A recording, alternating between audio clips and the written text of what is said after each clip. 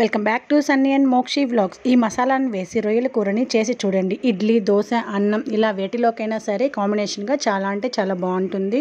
మసాలా ఒకటి ప్రిపేర్ చేసి పెట్టుకున్నామంటే ఈ రొయ్యల కూరను చేయడం అనేది చాలా అంటే చాలా సులువుగా అయిపోతుందండి. 2-3 స్టెప్పుల్లోనే ఈజీగా ప్రాసెస్ అనేది అయిపోతుంది.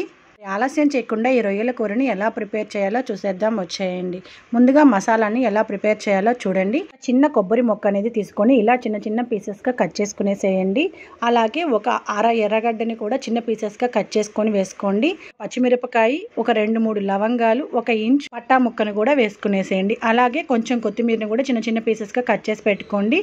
కొంచెం ఒక 1/2 స్పూన్ గసగసాలు అనేవి నీళ్ళల్లో నానబెట్టుకొని ఈ విధంగా వేసుకునేసేయాలి. ఇలా వీటన్నింటినీ వేసుకునేసి ఒక 2-3 తెల్లబాయల్ని కూడా వేసుకునేసి ఈ విధంగా ఎంత వీలైతే అంత మెత్తని పేస్ట్ లాగా ప్రిపేర్ చేసుకోండి. చూస్తున్నారు కదా, ఈ విధంగా మెత్తని పేస్ట్ లాగా చేసుకొని పక్కన పెట్టుకునేసేయండి. ఇప్పుడు మిగతా ప్రాసెస్ ఏంటో చూద్దాం రండి. ఇక నేను 1/2 కిలో రొయ్యల్ని క్లీన్గా చేసి పెట్టుకున్నానండి.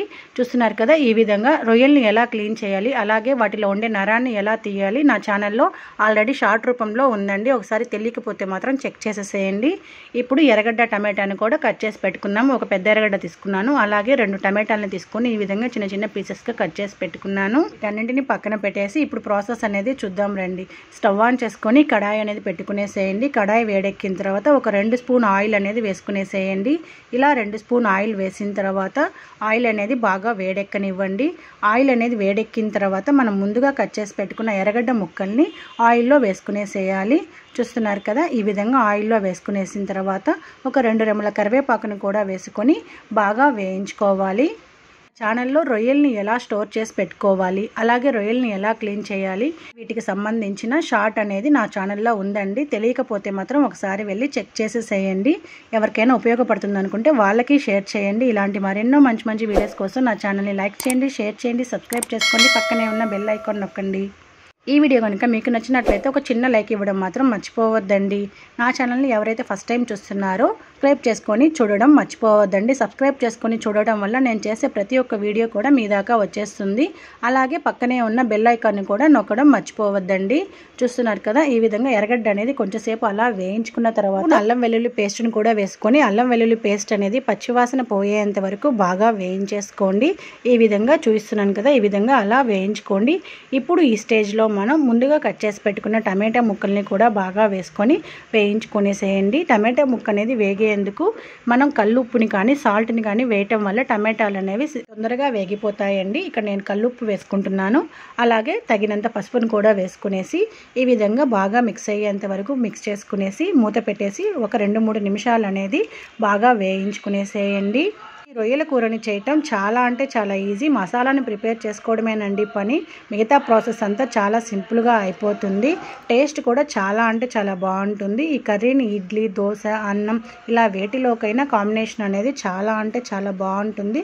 చూస్తున్నారు కదా, చూస్తుండగానే టమాటా ముక్కలు అనేవి బాగా మెత్తగా గుజ్జులాగా ఉడికిపోయింది.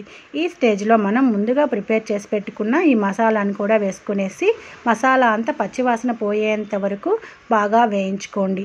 ఎప్పుడు కూడా గుర్తుపెట్టుకోండి, మసాలా అనేది వేగిందా లేదా తెలుసుకోవాలంటే వేగిన తర్వాత ఆయిల్ అంతా పైకి వచ్చేస్తుందండి. అలా పైకి వచ్చేసిందంటే మసాలా అనేది బాగా వేగినట్టు. ఇలా బాగా మిక్స్ చేసుకునేసి మూత పెట్టేసి ఒక 5-10 నిమిషాలు అనేది సిమ్లోనే బాగా వేగనివ్వండి. చూస్తున్నారు కదా, ఆయిల్ అనేది పైకి వచ్చేసింది, మసాలా అనేది బాగా వేగిపోయింది. ఇప్పుడు మనం తగినంత కారాన్ని కూడా వేసుకొని బాగా మిక్స్ చేసుకునేసేయండి. ఇక నేను 1.5 స్పూన్ కారం అనేది వేసుకున్నాను. ఇలా కారం కూడా పచ్చివాసన పోయేంత వరకు బాగా వేయించేసుకోండి. లేట్ చేయకుండా ఇలాంటి మరెన్నో మంచి మంచి వీడియోస్ కోసం నా ఛానల్ని లైక్ చేయండి, షేర్ చేయండి, సబ్స్క్రైబ్ చేసుకోండి, పక్కనే ఉన్న బెల్ ఐకాన్ నొక్కండి. చూస్తున్నారు కదా, కారం కూడా బాగా వేగిపోయింది. ఇప్పుడు మనం ముందుగా క్లీన్ చేసి పెట్టుకున్న రొయ్యల్ని ఈ మసాలాలో వేసుకునేసి మసాలా అంతా రొయ్యలకి బాగా పట్టుకునే విధంగా బాగా మిక్స్ చేసుకునేసేయండి. ఇలా మిక్స్ చేసుకోవడం వల్ల రొయ్యలకి ఉప్పు, కారం అనేది బాగా పట్టుకుంటుంది. ఒకసారి నా ఛానల్లో వెళ్ళి చెక్ చేయండి, చాలా మంచి మంచి రెసిపీస్ అనేవి ఉన్నాయి. ఈ విధంగా ఉప్పు, కారం అనేది బాగా పట్టేంత వరకు రొయ్యల్ని బాగా మిక్స్ చేసుకునేసి మూత పెట్టేసి కొంచెంసేపు అనేది అలాగే ఉడకనివ్వండి. ఇలా మధ్య మధ్యలో కదుపుకుంటూ మూత పెట్టుకుంటూ ఒక 10-15 నిమిషాలు అనేది బాగా మిక్స్ చేసుకుంటూ ఇలా ఉడకనివ్వండి. చూస్తున్నారు కదా, బాగా ఉడికిపోయింది. ఇప్పుడు ఒకసారి ఉప్పు, కారాన్ని చెక్ చేసుకునేసేయండి. ఇప్పుడు కానీ ఉప్పు, కారం తక్కువైందంటే ఈ స్టేజ్లో కొంచెం ఉప్పు అయినా సరే, కారం అయినా సరే ఏది తక్కువగా ఉంటుందో దానిని వేసుకుని వేసుకునేసి అలా కొంచెంసేపు అనేది ఉడకనివ్వండి. రొయ్యలు ఉడికేంత వరకు ఈ ప్రాసెస్ అనేది చేయండి. చూడండి, చూస్తుండగానే కలర్ కూడా చేంజ్ అయిపోయింది, ఆయిల్ అంతా బయటకు వచ్చేస్తుంది, చూస్తున్నారు కదా. ఈ విధంగా ఆయిల్లో వేయించుకోవటం వల్ల ఈ కర్రీ టేస్ట్ అనేది చాలా బాగుంటుంది. ఈ ప్రాసెస్ అనేది మీకు తెలియకపోతే మాత్రం ఒకసారి ఈ విధంగా చేసి చూడండి, చాలా అంటే చాలా బాగుంటుంది ఈ రొయ్యల కూర అనేది. చూస్తున్నారు కదా, ఈ విధంగా మధ్య మధ్యలో కదుపుకుంటూ మూత పెట్టుకుంటూ కొంచెంసేపు అనేది ఇలా వేయించుకునేసేయాలి.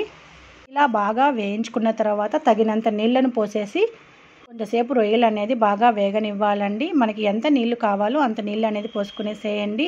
మీకు ఎంత కూర కావాలో దానికి తగ్గట్టు పోసుకునేసి రొయ్యలు అనేది ఉడికేంత వరకు అలా స్టవ్ మీద ఉడకనివ్వండి. చూస్తున్నారు కదా, చూస్తుండగానే రొయ్యలు అనేది బాగా ఉడికిపోయింది, కూర కూడా బాగా చిక్కబడిపోయిందండి. చూడండి, ఎంతో ఈజీగా ఎంతో క్విక్గా అయిపోయి ఈ రొయ్యల కూరని మీకు తెలియకపోతే మాత్రం ఒకసారి ఇలా ట్రై చేసి చూడండి, చాలా అంటే చాలా బాగుంటుంది. ఈ విధంగా ట్రై చేసి మీ ఫ్యామిలీ మెంబర్స్కి వేడివేడిగా సర్వ్ చేసి చూడండి, చాలా అంటే చాలా బాగుంటుంది. లాస్ట్లో కొంచెం కొత్తిమీరను చల్లి స్టవ్ అనేది ఆఫ్ చేసేసి వేడివేడిగా సర్వ్ చేసి చూడండి, చాలా అంటే చాలా బాగుంటుంది. లేట్ చేయకుండా ఈ వీడియోకి ఒక చిన్న లైక్ ఇవ్వండి. అలాగే మీ ఫ్రెండ్స్లో ఎవరికైనా ఉపయోగపడుతుంది అనుకుంటే వాళ్ళకి షేర్ చేసేయండి.